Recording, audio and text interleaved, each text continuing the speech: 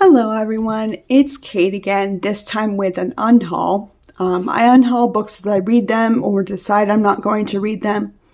But I have a little bit of a stack right now just because I need to get to the used bookstore and turn them in for store credit. So first off, we have Beth Moore's memoir, All My Knotted Up Life. I was really excited to read this one because I love Beth Moore.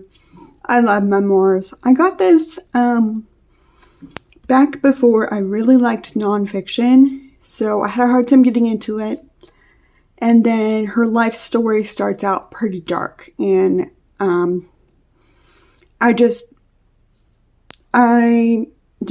quit reading and haven't gotten back to it. So I feel like it's time to pass it on to someone who will enjoy it more. Then we have Summer and July by Paul Mosier. I've read another of his middle grade books. I think all he writes is middle grade, actually. And it was so cute and good. So this one, I was interested in it for like the coming of age themes that he usually does and stuff like that. But it ended up more being like a queer love story, which was not what I was looking for at the time. And so I decided to pass on that one. Then we have Israel by Noah Tishby.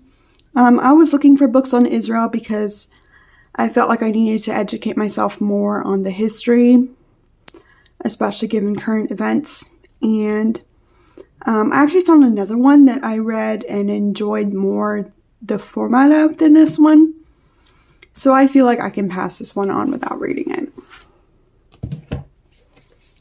Then I have I Will Carry You by Angie Smith. This is the story of their daughter who they found out she had a fatal birth defect while she was still in the womb and decided to carry her to term, and she lived for a few hours after she was born. And I've read the author's picture book, Audrey Bunny, that she wrote for her daughter. And so I wanted to go ahead and read this one, but I just haven't been in the right headspace for something so like heartbreaking and complicated. So I'm going to go ahead and pass that one on. Then we have The Year We Fell from Space by Amy Sarah King. This one had really important themes. It was about a girl whose father was going through bipolar depression and ended up making some really poor choices according to it. And since she knows that that can sometimes be genetic, she's worried that she's going to turn out the same way. So it was a very emotional, but also kind of flat book. And I didn't connect well with the character.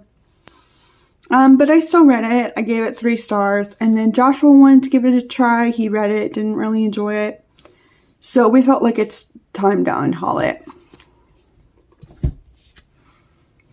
Then we have Dogtown by Catherine Applegate and Jennifer. I'm not sure how to say that. And first off, I found a signed copy, which is just unheard of. So much fun. And then it's got these cute little illustrations.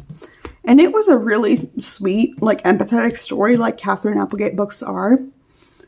But it was written for like a slightly younger audience than our other ones.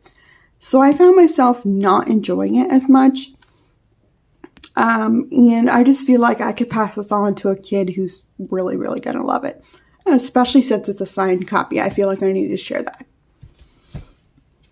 Then we have Hummingbird by Natalie Lloyd. Award-winning, looks like a great concept, but I struggled to get into it. I don't know why. I struggle with her writing. I've tried her books a few times now. And I realized I was enjoying the contemporary side of the story, but I wasn't looking forward to the magical realism coming in. And so I decided to DNF this one partway through. I think somebody will just enjoy it much more than I can. So I'm excited to pass that on. And then last but not least, we have Heartsick by Christina Forrest. I bought this book at the cutest woman-owned hybrid like coffee shop romance bookstore.